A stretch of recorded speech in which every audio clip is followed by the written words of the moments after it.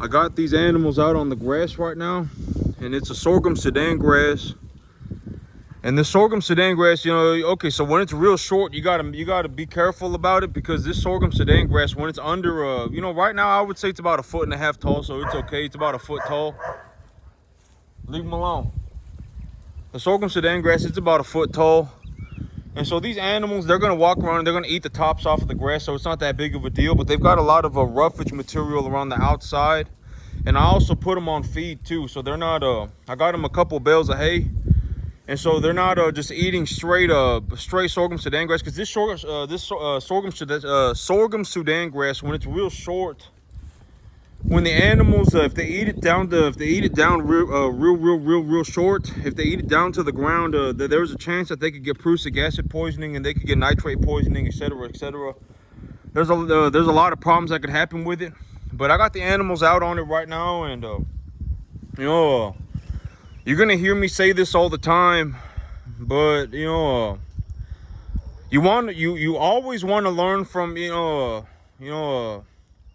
okay, here's the thing about money, is that you can be rich and be an okay person. You can be poor and not be, having a lot of money, it doesn't make you a good or a bad person.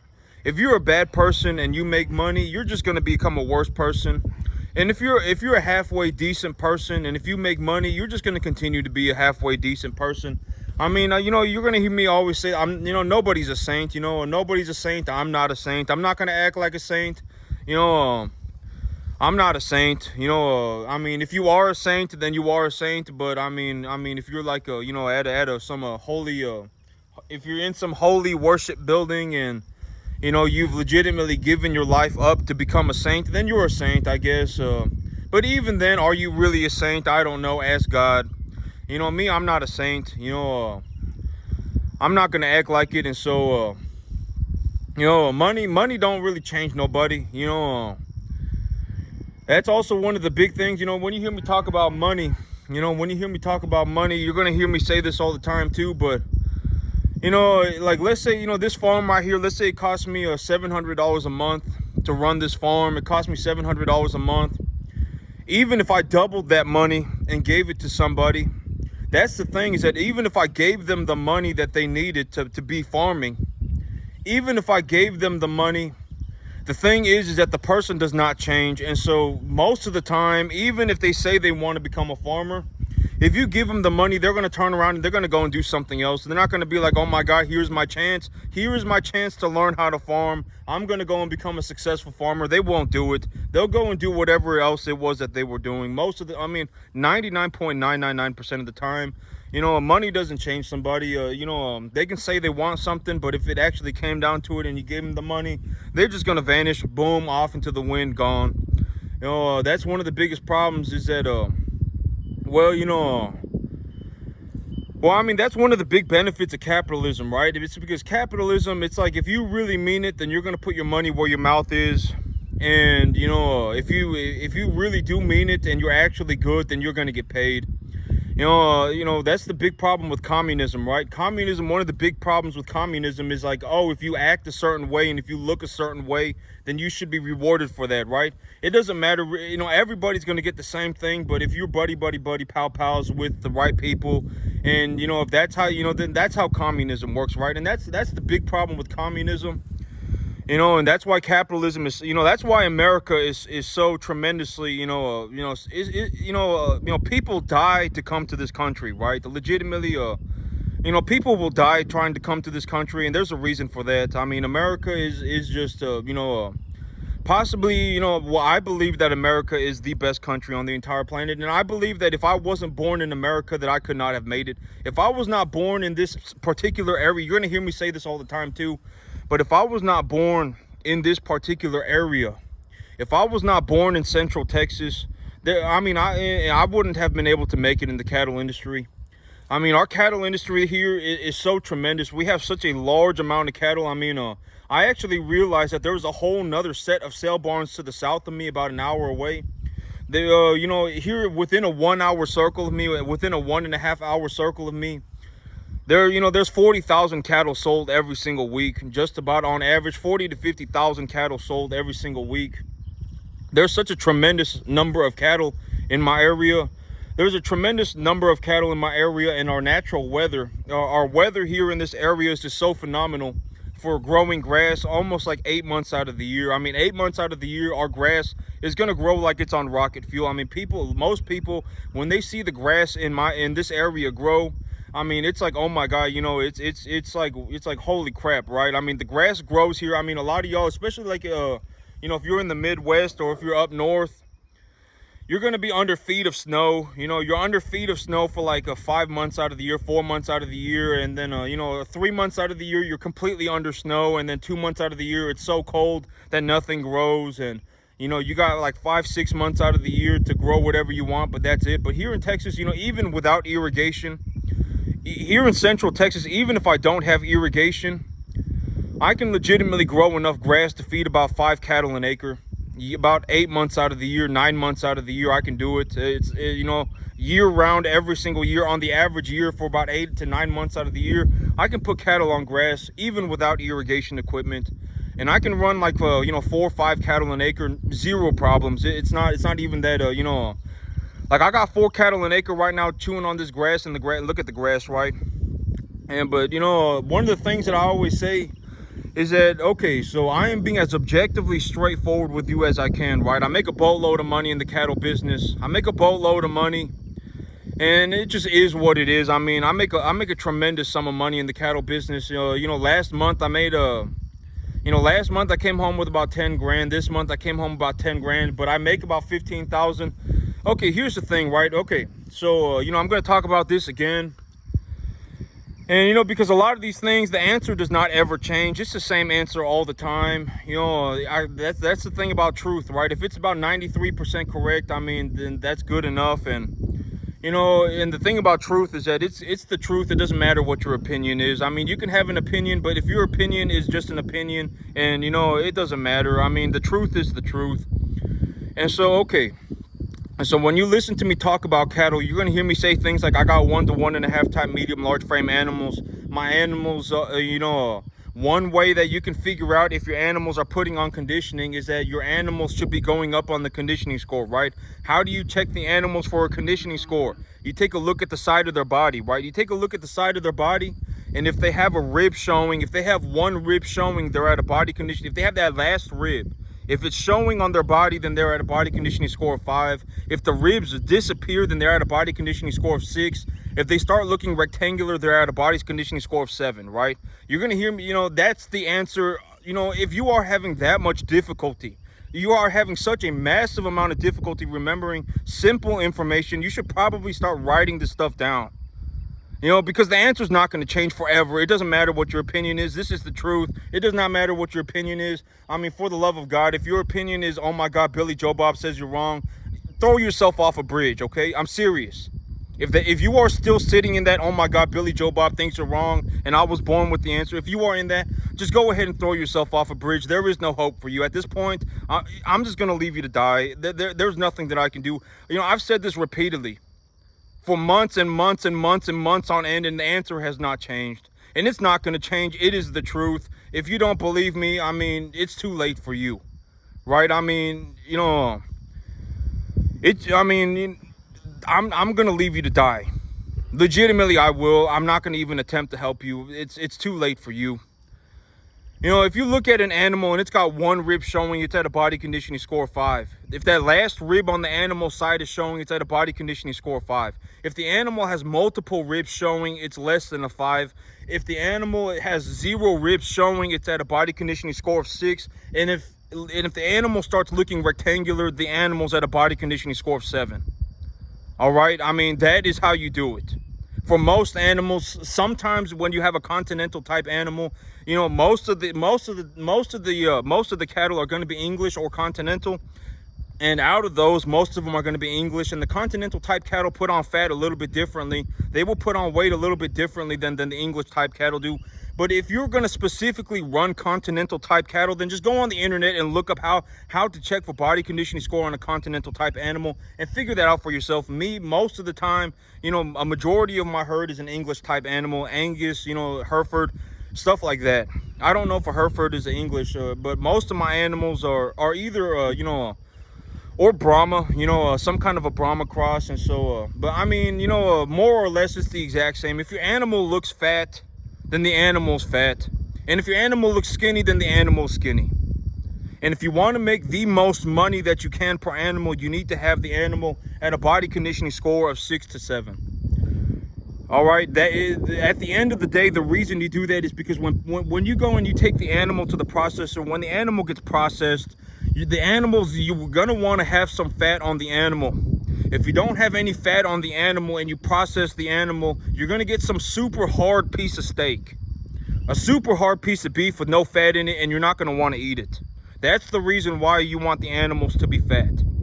And how do you check for the animals' fat conditioning, right? You go on the internet and you look up cattle conditioning score. You don't sit there and go, oh my God, this animal, this is it.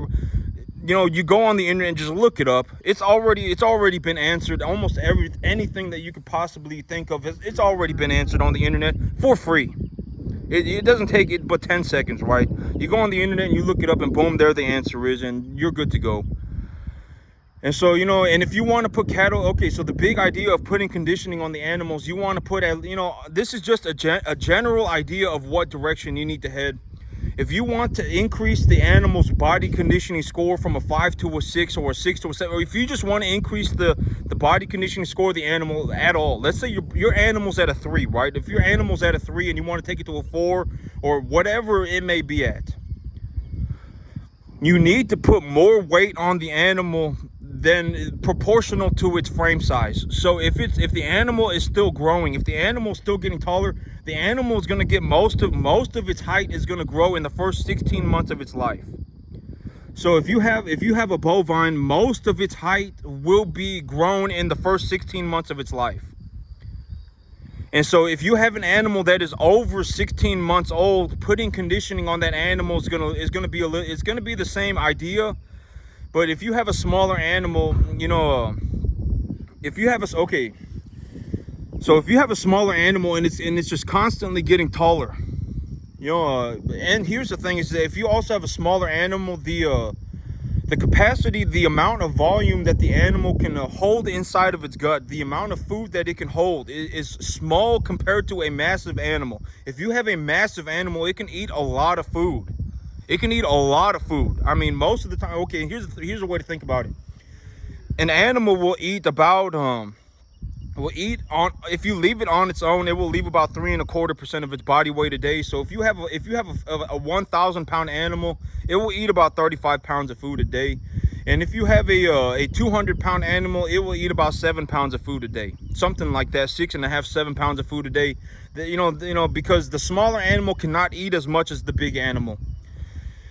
And so, the big idea with cattle diet is you want to put them, if they're bigger, you want to reduce the amount of protein to about maybe 10 to 12%. Once they start hitting that 1,000 pound mark, once they hit that 1,000 pound mark, you're going to want to reduce their protein intake to about 10, 12%.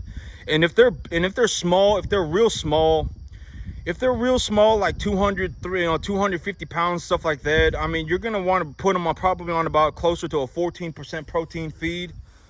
And 65% energy is good from when it's small to when it's completely old. You can practically keep it on a 65% TDN diet for its entire life. The animal, you can keep them on about a 65% TDN diet on their entire life. You're just going to want to change the amount of protein in their diet. And so, but that is more or less 93% correct. That is the answer. If you go, oh my God, well, I don't want to do any of that. I just want to run my cattle on brush. I just want to have them on brush. I want to have them chewing on brush, and I don't really care if my animal's at a body conditioning score of 2. I don't really care if my animal's emaciated. I don't really care. I mean, that's not good. I mean, you should care. And, if not, maybe the cattle business is not for you. I mean, the cattle business is excruciatingly difficult. It's almost impossible. I mean, the chances of you, and one of the reasons why I say, absorb what I got going on is because when you take a look at this farm, when you take a look at what I'm doing, you need to understand that what I'm doing makes a boatload of money. I legitimately make so much money, I can do whatever I want. Here in about 3 months, I'm going to go and buy myself a new truck. You know, I'm going to go and buy myself a giant dually truck. I'm going to go and buy myself a giant truck. I got myself a $100,000 tractor. You know, I got a massive field of grass. I run like 4 or 5 cattle an acre. You know, I make about, okay, here's the thing about money. You know, I may bring home 10,000 cash. You know, I may bring home 10,000 cash a month right now. And sometimes, I mean, it'll be somewhere around $10,000 to $20,000 cash a month, right? That's about how much money I bring home. And here's the thing, right? It's like this month, even though last month I brought home 10,000 cash, and this month I'm going to bring home about 10,000 cash. But here's the thing. You're going to hear me talk about this all the time, but the idea of appreciating assets, right? And it is not a good idea to go all cash. Like, if I just sat around and I said, you know what, the $250,000 that I've made in the last 2 years, you know what I'm going to do? Or the $350,000 that I've made in the last 2 years, or whatever I have, you know, the $350,000 that I've made in the last 2 years, you know what I'm going to do with it? I'm just going to hold on to it, and I'm just going to sit on it, and I'm not going to do anything with it. Well, number one, if I did that, I would not be making any money, because okay, here's the thing, is that let's say, you know, over the last 2 years, let's just give it a rough estimate. Let's say over the last 2 years, I made $350,000, right? Let's just rough estimate it. It might be a little bit more, it might be a little bit less, but let's just use 350. Let's say over the last 2 years, I made $350,000, right? If I made, and I made that in intervals, right? And so the very first time I made, let's say, 90 grand, right? I made 90 grand. And then I made, let's say I made 50 grand, and then I made 90, whatever it may be, right? Like, if I made 90 grand and then I stopped, and then all I did was hold on to that money, I would not have made the other 260 grand. You know, the only way, the reason that I made money was because I reinvested my earnings. I reinvested my earnings. That was how I made money. You know, like, if I made 90 grand and I said, oh my God, I got 90 grand, now I'm just going to stop doing everything, I'm just not going to do anything at all, then I would not be making any money. You know, I wouldn't have made any money after that. And so, now even right now, but you're going to hear me say this all the time, but sitting on cash is not the idea, is not the answer. You know, like me, if I really desperately needed cash, I could go and sell some animals. You know, like if I was like, oh man, I need 50 grand. I just go and sell 25 cattle. You know, I just go and sell 35 cattle or whatever it may be. Or, if I desperately needed cash, I could just liquidate my assets, and my assets have appreciated to and you're going to hear me talk about this all the time too, appreciating your assets more than what it costs you to do so, right? If you put $1,000 into something, but you make $1,800 on it, the $800 difference is the money that's going into your pocket, right? And, my assets are also tax deductible. You're going to hear me say that all the time too. I always purchase tax deductible assets that I can appreciate. That is the big idea. And, everything around me is, even right now, like me, I'm sitting here looking at my grass and, doing this video. I'm still making money. I make over $200 a day in the cattle business. I mean, I make over $200. I make like $250 a day in the cattle business. $250 a day, something like that. Yeah, even right now, my animals are over there chewing on some hay, and they're chewing on some peanut hay in the barn. I'm making money. I'm standing here doing this, and they're over there doing that, and I'm still making money. But here's the thing, is that it's not a good idea to sit on all cash. Like, if I just liquidated everything that I had and I said, you know what, I'm just going to sit on my $800,000 or whatever it may be. I'm just going to sit on it, if I took a loss on some of the things, if I just liquidated my stuff and I say, you know what, I'm just going to sit on the whatever, right? I'm just going to sit on the amount on the money that I have. I'm just going to sit on it. The money, okay, let's say I have $500,000. If I have $500,000, I just liquidate everything. I say, you know what, I'm just going to go and not do anything. I don't feel like doing anything anymore. I'm just going to become a bum. And I'm just going to liquidate everything. And I just sat on my $500,000 or whatever. If I had $500,000 today, that $500,000 would still be $500,000 in 10 years. Granted that if I didn't use any of it, if I used some of it, then it would go down. But that $500,000 is not going to go up in value. And that is why I say it is so important to not to leverage it is so important to, having tax deductible assets that I can appreciate allows me to grow my wealth tax-free, right? I mean, I've said this repeatedly, and the answer is never, unless something drastically happens to the tax law or something, unless something drastic happens to the tax law. And if something happens drastic with the tax law in my life, I will let you know. You know, I will honestly, I will make a video and I will say, hey, this doesn't work anymore. Turns out you can't purchase, you know, as of right now, you are no longer able to purchase tax deductible assets. You're not able to do it anymore, and appreciating assets, it's not possible anymore. It's just not. And so I will let you know if that ever happens. I will let you know. But as of right now, it works, and this is how people have done it for a long time. If you want to grow your wealth tax-free, the way you do it, if you want to grow your wealth tax-free, the way you do it is you purchase tax-deductible assets and you appreciate the value of the asset more than what it costs you to do so. So if you put $1,000 into something, you can write that $1,000 off on your taxes, and if you make $1,800 on it, then you make $800. The $800 that you have on top of that, you know, $1,000 investment is the money that you get to keep, and then you just rinse and repeat forever.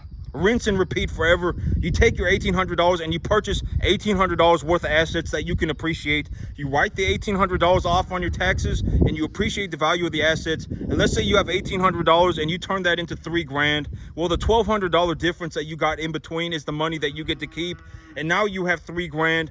And you go and you purchase $3,000 worth of assets, because if you purchase $3,000 worth of tax deductible assets, you no longer have to pay taxes on them. And now you have $3,000 worth of assets. And let's say you appreciate the value of the assets and you go from $3,000 to $5,000. The $2,000 in between is the money that you get to keep, and rinse and repeat forever. Legitimately, if you are having difficulties remembering the answer, just write it down. Write down the question and write down the answer. The answer is never going to change. And if it does change, I will make a video and let you know.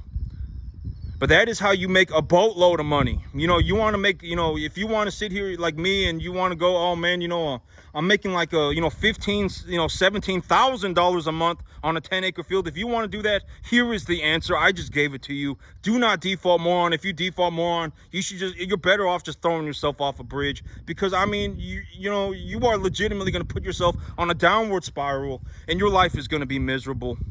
And I mean, you know, if you think it's a good idea to be poor, you're going to be miserable. You know, if you think it's a good idea to be poor, I mean, good luck with that. Do you want to be broke forever? And I mean, if you choose that you want to be broke forever, then have fun. I mean, not me. I don't want to be broke. Why would I want to be broke, right? I would rather make my, you know, I am much happier making my $15,000, $17,000 a month. And once you know, but here's the thing, is like, I say, you know, one of the things that I've talked about right now is that, you know, I bring home about, somewhere between $10,000 to $20,000 cash a month, right? I bring home about $10,000 to $20,000 a month. I bring home about $10,000 to $20,000, but my assets are still appreciating. But and it's not a good idea to go all cash. And here's what I'm talking about. How am I making $15,000, $20,000 a month when I'm only bringing home $10,000 cash, right? How am I doing that, right? Why is that happening? Write this question down and write down the answer as well, because I've answered this question like 15 times already too. And the answer's not going to change. The answer's been the same today as it was last week, as it was last month, as it was last year. If my assets are appreciating, let's say I take a look at my assets and I say, you know what, I have 1 to 1.5 type commodity animals. I have 1 to 1.5 type commodity animals, and the feed that I got them on, 65% TDN, and about a 12-14% protein. And my animals are currently at a body conditioning score of 5 or higher. Most of my animals are at a 6 or a 7. In this situation, and the feeder cattle market is sitting at 250, 260. The reason my animals have gotten to a body conditioning score of 6 or 7 is because they are putting on a substantial amount of weight every single day, likely more than 2.5 pounds a day, probably close to 3. They are probably putting on about 3 pounds a day, and the feeder cattle market is sitting at 250, 260. And if the feeder cattle market is sitting at 250, 260, and I lowball myself, I always say lowball yourself, right? I always say, please do not go into a situation where you go, if everything works out for me in a perfect, spectacular fashion, then I can go skipping off into La La Land. Please do not do that. If you do that, you will ruin your life. You will ruin your life. It's not going to work out. Always lowball yourself. When you estimate, when you make a business plan, always lowball the crap out of yourself. If the feeder cattle market is sitting at $255, then you estimate $2. You know, if the feeder cattle market is sitting at 260, 250, then you estimate that you make $2 a pound, because at $2 a pound, that is ridiculously low. If you go to the sale barn right now and take a look at a full-on Brahma heifer, 750 pounds, it's gonna get 210, 2.25. Very, very, $2 is very low. And so, you know, always lowball yourself. And if you take a look at everything that you got going on and you say, you know, I bring home about somewhere between $10,000 to $20,000 a month.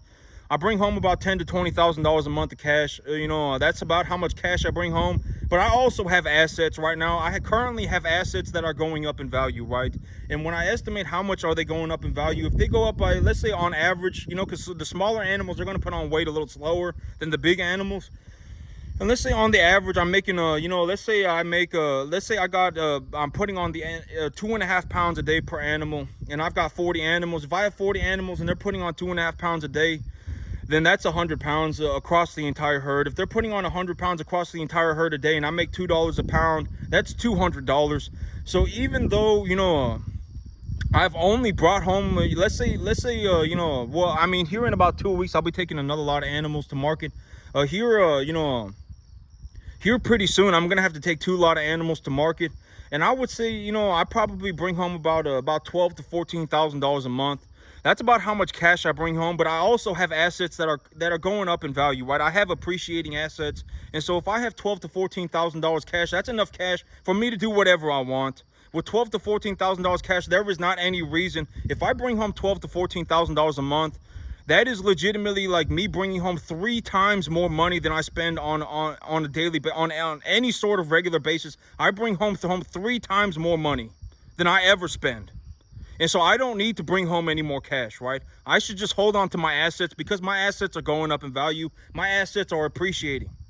And the appreciation value for the assets, if I lowball the crap out of myself, is about $6,000 a month. So I am still, you know, making about $6,000 a month on top of the $12,000, $14,000 a month that I am bringing home. And that's the thing, is like, you know, you should not go all cash. You should not go all cash. If you go all cash, the amount of money that you have today will be the exact same amount of money that you have in a month. It will be the same exact amount of money that you have in 10 months. It will be you know, if you have 10 grand today, if you wake up in 10 years, if you didn't touch any of it and you just left it in a bank account, you will still have 10 grand.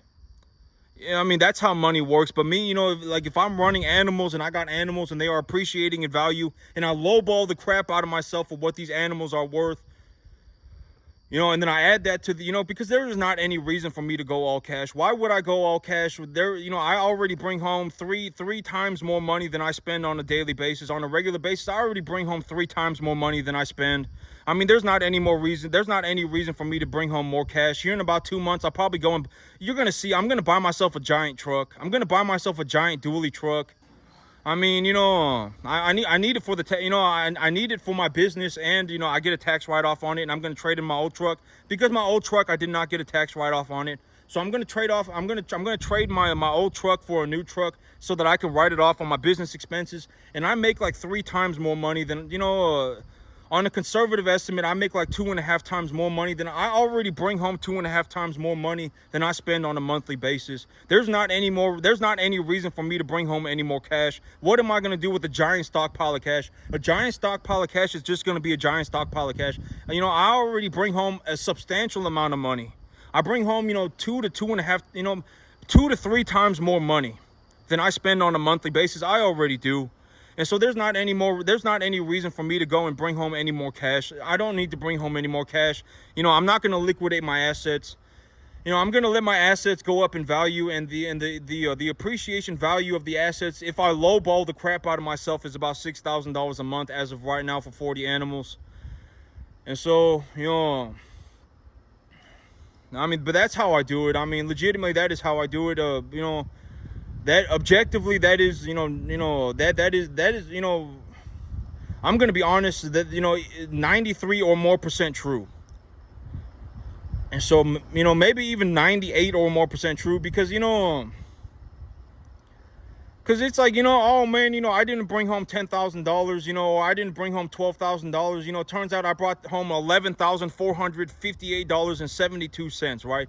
I mean, you know, I don't know the exact numbers, right? I don't know the exact numbers, but these numbers are correct more or less, to a degree that it doesn't matter if they are slightly incorrect. Even if the numbers are slightly incorrect, it does not matter. You know, oh my God, you know, he said he brought home $14,000 a month, but he didn't bring home $14,000. He brought home $14,852.52, right? It doesn't matter. It doesn't matter. I mean, you know, the amount that I'm incorrect is irrelevant. It is irrelevant, and you know, it is irrelevant. I mean, you know, this is, you know, more or less true information. You know, the small amount that it is incorrect is irrelevant. And here in about an hour, my real estate agent is going to be here, and my real estate agent is going to be here, and we going to the 50-acre farm, ladies and gentlemen. We going. You know, we going. I'm getting that 50-acre farm squared away. And so as of right now, we are rolling, ladies and gentlemen. We are going. I'm going to that 50-acre farm, and it is going to be so. But y'all have a good one. Have a good one, YouTube.